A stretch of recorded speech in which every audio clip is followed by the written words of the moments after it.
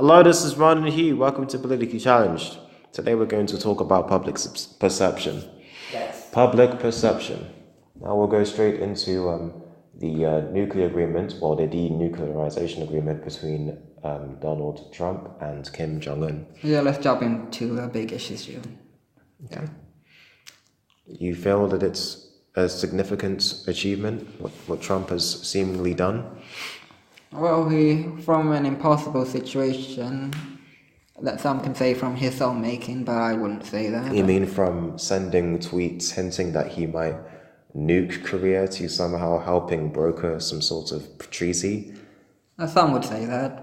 I mean, like some would blame him for that, but not to mention. But his high-strung approach has actually led us to this. So somehow, I wouldn't give him all the credit, but yeah, it has indirectly led to North Korea talking with South Korea, trying to broker a some sort of peace treaty, and now Kim Jong-un promising, not for the first time though, to denuclearize North Korea. The gist is that's what we're talking about now. We're talking about how we perceive it, the perception. So I perceive that to think that he's automatically going to denuclearize would be slightly naive. I feel that it will still take some time.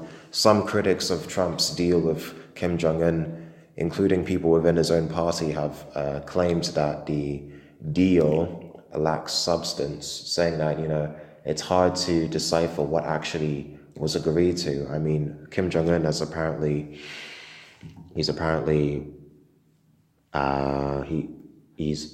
agreed to shut down a military base where they have weapons, but apart from that, according to even people closest to him, or not closest to him, but people within his party, it's hard to decipher what's going on in this deal. Yeah. Well, my hope is, I think this is the hope of many people who are aware of North Korea, is that ideally that will gradually, I mean, I know China is not a democracy in a sense, but like they have access to tourism, and obviously there's less poverty in China than there is in North Korea, and because of how the system is. I'm not sure about that. Maybe in some parts of China. I mean, like as a percentage overall, obviously because of the population of China, you could skew it however you want, but yeah, there's a lot of poverty in India, but God knows how much the percentage is. Okay, so go on. I'm hoping that maybe that the lives of the North Korean people improve. That's the dream. I'm not sure if that'll happen. I'm hoping it happens in our lifetime, to be honest. Okay, but that relates to the current living situation of people in North Korea and the public perception of it. So you've got all these stories talking about Trump and Kim's peace deal. Well, not peace deal, but the agreement that they made. But you've also got lots of stories from people who are from North Korea or people that defected from North Korea. People basically escaped. Yeah. Escaped, sure. People basically talking about how horrible it is to live there. Now, you could argue that that's a negative public image of the country as a whole if people are escaping it. First of all, having to escape it as opposed to just travel normally. And secondly, having to risk their lives. And thirdly, having to leave behind friends and family members, not only the ones in North Korea, but also the ones in South Korea that they can't see. Yeah, I know a case of a North Korea are weird with it. They have football players, right? They have lots of players, but they have a few that play abroad. And when a player comes abroad, whenever an employee decides to get a job out of North Korea, they have to have a family and they have to have at least one child. They have to have dependents. So they have an obligation to they have to be tethered to North Korea. Basically, if you're like us, like single, mid-20s, and you were living in North Korea your whole life, you can't leave. You have to have some sort of obligation, some sort of tie, more like, to keep you there. Like, if anything happened, he's got like a wife, a family, parents. What about parents? No, parents are in our case, our parents are relatively old, so long-term obligation. They'll be your parents are in their 80s. They won't be around forever, so why would you, if you get the gist, right? Okay. A family, children, you get that. But what about athletes in the Olympics? In the case of, with my football example, there's this gem of a player. I saw a video by Copa 90. we will link it in the description, but about this Wonderkid from North Korea, who basically he's in Serie A, which is the top league in Italy, and he plays, but everything he earns, it goes back to the regime. And basically, he's basically been watched all the time, so like, he's a talent, but everything he earns, and because of that stigma, this, with transfers and football transfers, this guy can't get a transfer because when you buy a player, it goes to the agent, and the agent in this situation is North Korea. So like, anyone who buys him would be supporting the regime. So you have this talent, and you have so many other talented people who basically have very little independency. What's it? Jesus. Okay. You want to hear this? No, just briefly repeat it again. There's this player who can't go back. Well, basically, he's basically trapped. He can live and work in Italy, for example, but most of the money he earns, it will go back to Italy. And based on the reason I mentioned the employment thing, where like, you have to have dependents. So like, he probably has family back in North Korea, and obviously he's tethered. So like, he can't be like, oh, I could renounce my citizenship, become Italian or whatever. He'd be like, I can't leave my family, my friends, other people. So he has to oblige. But the problem with FIFA and UEFA and all that stuff is that, how do they allow, like, this is where football becomes political. Well, yeah, sure. I mean, but where the two worlds of politics and football collide, and obviously not for the first time. And that brings us to the World Cup, which is happening now. The one hosted in Russia. Yeah. You enjoying watching the games? Yeah, hopefully I will get home in time for, like, hopefully I won't miss the end of the Brazil, I'm not sure what time the Brazil and Switzerland game is. I'm not sure that the late kickoff, but hopefully I'll get to see the end of Germany and Mexico. Yeah. So you wanted to talk about the Russian World Cup in regards to public perception. Well, we talked about it before, like how, like, Arsenal fan TV for Arsenal versus Moscow, they went there and they didn't have any problem. And they talked about how they met fans who said they shouldn't come to England because they would get abused, and we get told. Was this around I remember talking about this around the time that the Salisbury incident happened. Yeah, but my cousin, because I'm Malaysian, my cousin, he's in Russia supporting Australia because we're weird like that. Okay. And he's from my knowledge, he's fine. Yeah. There was a car accident a few days ago or yesterday with some Mexican fans. I didn't hear about that, but that sounds terrible. But no, that's an accident. It's crowded people when it happens. I think now is the safest time to go to Russia because all the tourists and the mix. Okay. Yeah, that's one argument. It depends because some of the tourists, you're there for the games. There's Oh yeah, there's also a funny story. Not so funny, but apparently Russian women were warned not to get involved with tourist men for some reason. Yeah. I found that funny. Perhaps. Obviously, that's been banned because obviously they can't control it. But I found that funny. There was a video that I saw about. I think it was a joke. It was a Russian woman warning us about honey traps and how Russian women would sleep with guys from America and from Europe, other European countries, just so that Russia could win the World Cup. How does that affect the World Cup? I don't know. Like, I think it was a joke. I honestly don't know. Well, Russia won their first game 5-0. So, okay, that was against Saudi Arabia. Maybe they sleep with the players and then Russia wins the whole thing. Yeah, imagine if it's England and Russia now final. That would be hilarious. I'm not sure. I haven't looked at the graphic. The graphic. I'm not sure the bracket. I don't know how likely it is for England to meet Russia, but that game would be the most tense game. It's kind of like in the Euros. Imagine if we lost that. Jesus Christ. Well, it would be better than losing to Iceland, who drew with Argentina. Iceland are not a bad team. I would say, like, an awkward game that happened in 2012 was in the Euros was Germany and Greece. After Greece didn't like bailing, after Germany didn't like bailing out Greece, and then Germany knocked Greece out. Oh, that was awful. And Merkel was in the crowd. Merkel was in the stadium, and when she? Yeah, and when the goal went in, she cheered. Oh. No, That must have been very awkward for the Greek people, at least for Greek fans. Now, in terms of public image, for one topic, let's go to the Russian World Cup. And Putin, and before the World Cup, Boris Johnson said that Putin would use this the same way that Hitler used the 1936 Olympics. Which at the time I thought was, I'm not sure if we talked about it on one of the podcasts, but I thought he's not Hitler, okay? Putin is not Hitler. I mean, it was a bad comparison. He's not Hitler. He is nowhere near as bad as Hitler.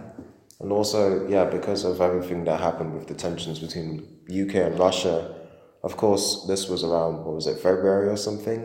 You were wondering if these political tensions would affect the World Cup at all, and we go over there, but so far nothing seems to have happened in regards to that. So hopefully the peace continues. I think, like I said, it's a very touristy atmosphere, it's a very festival atmosphere now, so I think you can't compare the World Cup because it's since it's independent to whatever happened in Salisbury. Okay, you think that the Russia's public image as a whole has improved because of the World Cup? To be honest, I don't.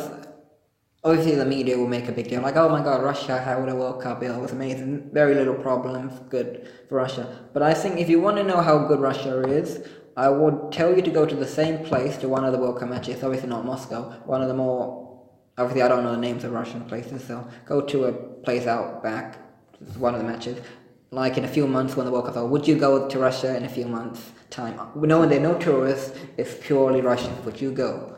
I'm not sure, never been. If you're going by just what the media tells you, then no. But if you look with an open mind, then why not? I'm not really sure, but apparently getting a visa there is bloody expensive. But wouldn't know about that, but yeah, I mean, it probably is. Now, I remember a few of the Arsenal fans complaining about how expensive it was to go to Russia. They should make it.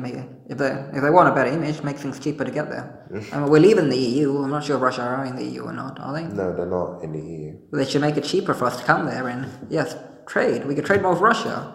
That's an opportunity. It is an opportunity, but instead of you have to resolve the political tensions as well. I don't know. We're politically challenged. We're hardly people. No, we're hardly experts, but I'm just saying, I don't know. The government, not us. I think this is a situation where stop paying attention to the politics and focus on the people. Like, if you want to go to Russia have fun, why not? And if you're Russian and you listen to this, I don't know why, but thanks for listening. But I think, come over here, have some fun, go there. Like, why not? Why can't we just trade with Russia? Like, they have a lot of natural resources, which I covered before. It's not a bad country.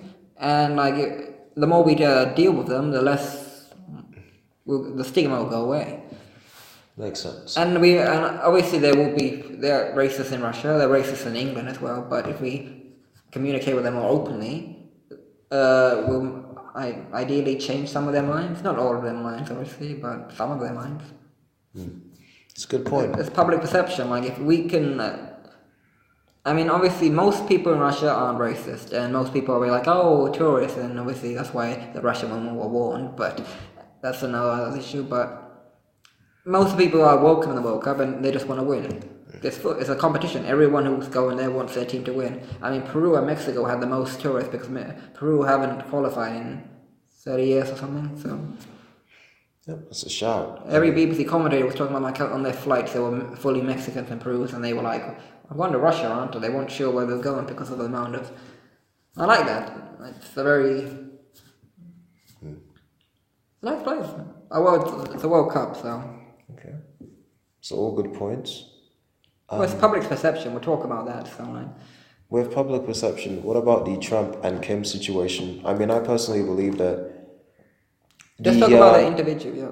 With the Trump supporters, obviously this would put him in good stead even more, because of course the hardcore Trump fans would love him more because they see him as someone who can talk to a so-called dictator and try and get a peace treaty going. A guy going. that can fight authority.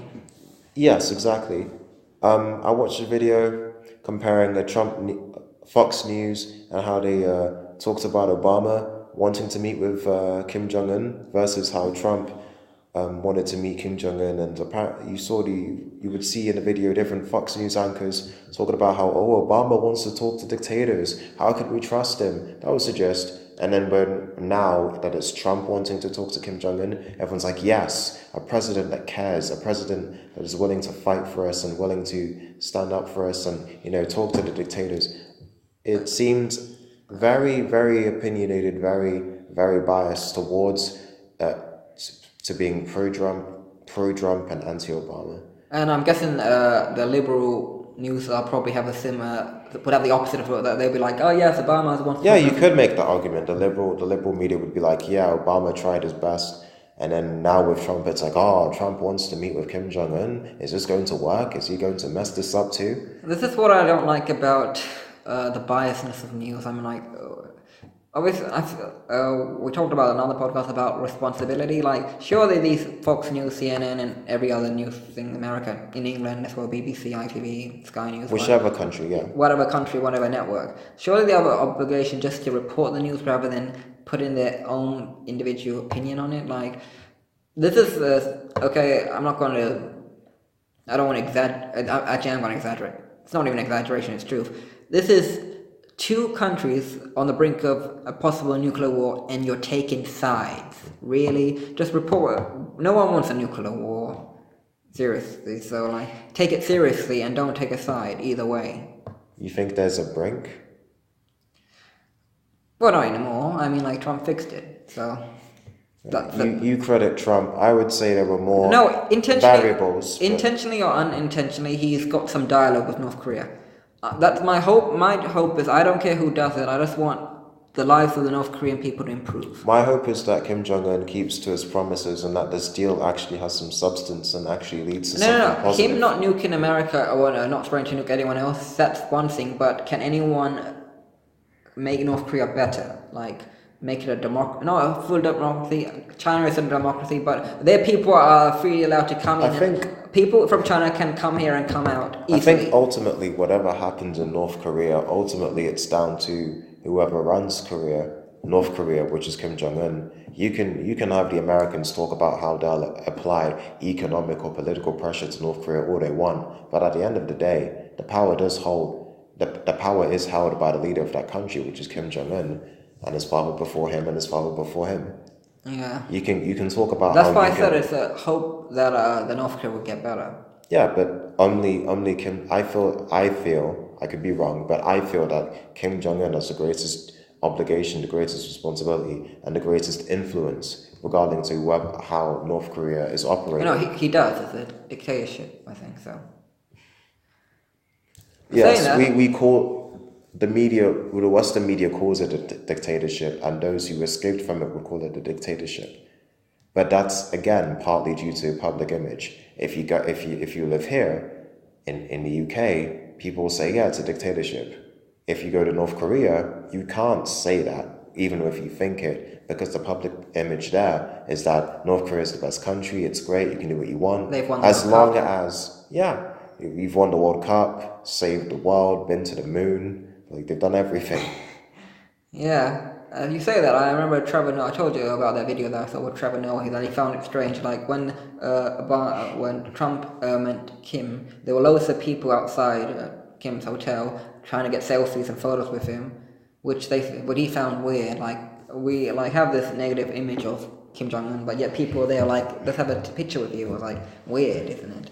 That's public perception. Like, oh, I don't like you, but let's have a picture anyway. Because they have that status, that influence. Not just as a celebrity status, but they've got power and influence. So you're saying you would have a selfie with Trump, even though you've criticized him? I would like us to interview Trump one day. If you were in a bar and Trump, when he's on his tour in London, I'm not sure where you've been, but just imagine you're in a bar and he comes in your bar, you're drinking a beer. Are you saying you wouldn't offer him a beer? You wouldn't offer Trump a beer? If I would offer the billionaire a beer, yeah, why not? But look, I know you would be starstruck. My personal opinions about Trump, they're irrelevant right now. Would you be starstruck? He's the president of the United States, and he's Donald Trump. And for good or for bad, whether you like him or dislike him or hate him, you have to admit that the man, he has shaken things up. I'm not saying it's good, I'm not saying it's bad. That's a completely different topic, especially with this immigration policy and all the things that he said that he'll do and all the things he's actually gone and done. There's a lot of controversy and a lot of dislike towards him. But we're not like, there are a lot of reasons why people would come up with reasons not to like Trump. But at the same time, even his haters and his critics would have to admit that he has changed the public image of the American establishment, one way or another. Good or bad? Yeah, exactly. Well, I think he's done a decent enough. Well, he's done a job. I mean, the irony is with Trump, he's got a lot done in a weird way. I feel that Trump has more influence, especially he's got the Republican Party backing him. You told me about the Senate. I kept on asking why Obama couldn't do half the stuff that Trump done because of the Republican backing. Obama couldn't get past the Republican. Congress, including both houses, the House of Representatives and the Senate, is Republican majority. So Congress had Republican majority, so it was harder for Obama to get certain legislation and certain proposals through Congress. But with Trump, he's got the ruling party, Republicans backing him. There's also a Republican Supreme Court and Republican House of Representatives, and yeah, he's the president. So that's all. I was going to say something else that was Republican backed, but I'll probably come back to it. Come back to it now, before. I don't know what it is. Just basically, Trump has a lot more power than Obama because the Republicans are still the majority in Congress, but he's a Republican a Republican president, so he's more likely to get things put through. But with Obama, he was a Democrat. And they would basically try to stop him or hinder him. They got Obamacare through, so I'm not sure if Trump's gotten rid of it completely, but Obama got Obamacare on the ground, so that's... Yeah, exactly. So he wasn't completely handicapped in that situation, Obama. Maybe not. Handicapped, you mean politically or like politically cock-blocked by the Congress? Yeah, I'm going to use that. Screw you. Hey, public image. Hey, okay, continue. But lastly, we should talk about how, let's see, everything that's happened so far with the North Korea, South Korea situation, and also with the... South Korea? Yeah, they... broke peace after how many decades of, So is there... After how many decades of disagreement, and then before that the fighting. And do you think realistically we could see a free movement between North Korea and South Korea in our lifetime? I would hope so. In our lifetime, possibly. But I'm not sure if Kim Jong-un would allow that unless something very miraculous happened. Maybe his descendants. That's what we're hoping for. Maybe his descendants, whoever that is, or whoever takes over after him. Well, they would have been broke. They would grow up in the same privilege that he's gone. So basically, he'll be like, "Why would I change the social norm? It's worked out great for me and my family." It depends. I mean, it depends. There's a saying that absolute power has corrupts you. Absolutely, I forget the quote, but that's just he has absolute power. So why would he? But what? Yeah, exactly. But the message I'm trying to get across is, given the peace treaty with South Korea and the deal made with Trump, I would say that Kim's public image, I mean, of course, with his, I think it's shifted. It's shifted. I wouldn't say it's automatically better, but it's definitely shifted. He's trying.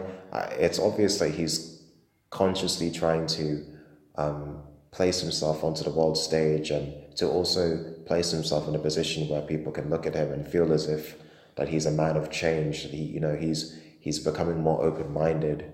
That's what I believe. That's what he wants people to believe. Yeah, but it's like if he doesn't actually follow through, that will sour really quickly. Exactly. Like if he doesn't follow through on his promises, people will even be more likely to not trust him. They'll be even less likely to trust him in the future when he makes a similar agreement later. The harsher, if this doesn't go well and people become harsher, do you think that could instigate some change? Hopefully. I'm hoping for change either way, whether it's...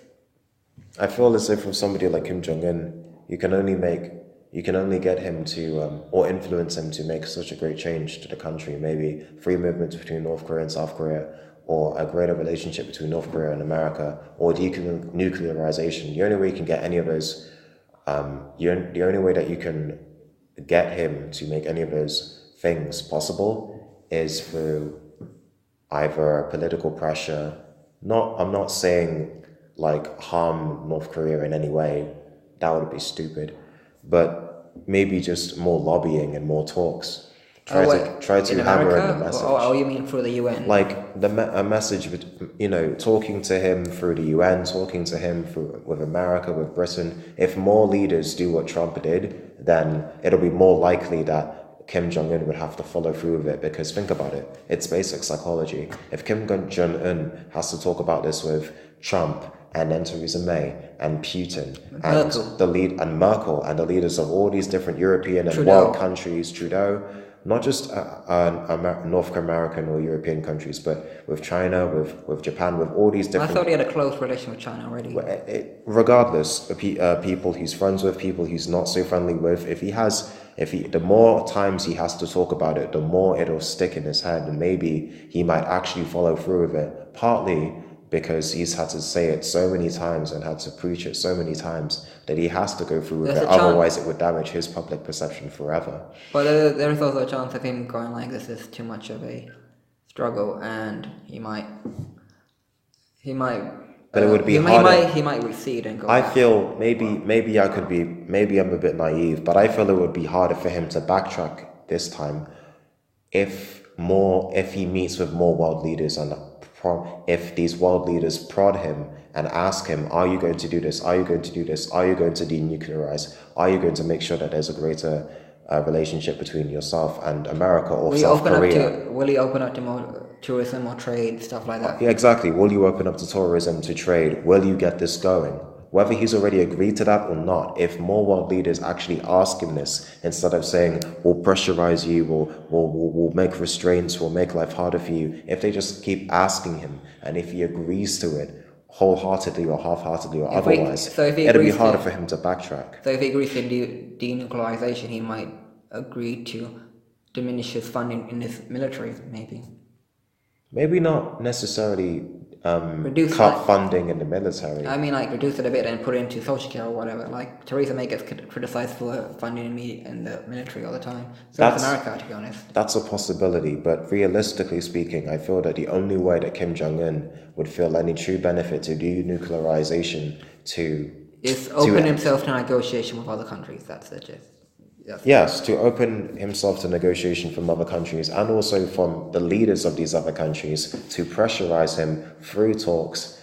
There should be more world leaders coming to him, or he comes to them, or they meet an essential point, like they met in Singapore, Trump and Kim Jong-un.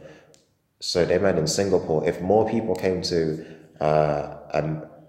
a neutral meeting point and spoke to him about this, he'd be more likely to do it and less likely to backtrack. They can meet in China, they can meet in Switzerland, they can meet there are plenty of countries to meet. Yeah, regardless of where they meet, that's the only way that he's basically Trump's opened the door, it's now up to everyone else to walk through it. Plus it would help Trump enormously if other countries follow suit after him, because it'll look like he's done a great job in leading the way into making North Korea denuclearize and to become more peaceful. And people would buy into Trump saying like he made America great again, where everyone follows America. Exactly. It helps everyone, to be honest, if that happens. It would improve America's public image, and it would improve his. He'll actually, more people will see him as a leader that they can count on, and a leader that does what he says. I mean, Trump hasn't really been criticized for not doing what he says. He's actually been criticized for being one of the few leaders that actually does as he promises. And you could hypothetically criticize other leaders, Obama, Bush, and whatever, for not following through with their promises. Yes, but that's a whole depending on what happened and why they didn't or couldn't follow through. It depends. It depends whether it's Obama or Bush or somebody else. Clinton or any of them. Sorry, what's the one? But okay. We done? I feel that that concludes our episode. Yeah, I think we've solved it all. Yeah, public image. Hopefully we've gotten across to some sort of bottom line, some sort of common ground. But if you want to pressurize the leader of North Korea, obviously... Actually, pressurize your leaders if you want. like if you're German, you could ask Merkel to try. If other people started opening dialogue with Kim Jong-un, maybe it'll make things better. Not just for everyone here, but people in North Korea. That's the people that I'm most worried about in this situation, North Koreans. The North Koreans would no longer need to escape or defect. They can see their members, their family members, their loved ones, their lovers, their friends, their people in South Korea. And they can also trade with other countries and live be in other tourists, countries. live in other countries. They can play football in other countries, work in other countries. Oh yeah, I might as well talk about this before I forget it. In 1966, the World Cup was in England, and North Korea qualified. And I remember for the 2010 World Cup, they got, because it was the first time they qualified since, before they lost 7-0 to Portugal, which isn't relevant, but I'm going to mention anyway. Basically, they were talking about how a few North Korean players, because they're still here, because they didn't go back, they were talking about how they were embraced by the British community that time, and that guy was talking on the documentary. He was talking about how loved he felt in England when he came back. Like he just how the English, basically everyone just oh my god, they just embraced them, and which he found very foreign, but he liked that. Okay. And how much and I think if other people have a similar approach and embrace, obviously he has his flaws, but if they open some dialogue, some trade, and whatever, it would hopefully make things better. And it would benefit all parties. Everyone. Not just North Korea, but other parties as well. And especially the North Korean people, if they are allowed to trade with other countries and to visit different countries as well. Okay, that's it for our podcast episode. Thank you for watching and listening. If you're on YouTube, you can obviously see all our social media, where to follow us on Facebook, Twitter, Instagram, etc. And always comment. Yes, please leave feedback. Tell us how well we did, what we can improve on, and what you think. And offer any perspective. Yeah, what are your views on the topics that we've talked about? And we might bring it up at some point. Yeah, we will give feedback on the feedback. The point of this is to get people to open their mind, and obviously we don't know everything, so it would be nice to see a different opinion. Yeah, we're more than happy to see what other people are thinking and feeling about the topics that we've discussed. If there's something we've missed, if there's something we could have talked about a bit better, we're open to new suggestions and open to change. We want our podcast to grow, for our content to be better, and for our listeners to be happy with what we've produced. And have an open mind. Exactly. Well, thank you for watching and listening. Bye from Hugh. And bye from me. All right. See ya. Until next time. Bye. Ta-ra.